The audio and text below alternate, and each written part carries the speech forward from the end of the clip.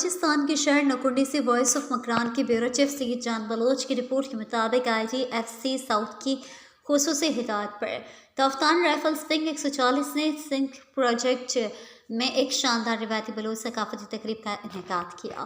اس تقریب میں پروجیکٹ پر کام کرنے والے پاکستانی اور چینی افسران سمیت قریبی گلیوں کے معززین اور بڑی تعداد میں مقامی افراد نے شرکت کی۔ تقریب میں روایتی بلوچ رساکشی اور ڈھول کی پرفارمنسز پیش کی گئیں، جنہوں نے شرکاء کو اپنی خوبصورتی اور جوش و خروش سے محظوظ کیا۔ مقامی افراد نے تقریب میں بھرپور دلچسپی لیتے ہوئے اس اقدام کو سراہا اور اسے علاقے کے لیے ایک خوش آئند تفریحی موقع قرار دیا۔ شرکاء نے کہا کہ یہ پروگرام نہ صرف مقامی ثقافت کے فروغ کا ذریعہ بنا بلکہ ایک خوشگوار تفریح فراہم کر کے کمیونٹی میں خوشی اور اتحاد کا پیغام بھی دیا۔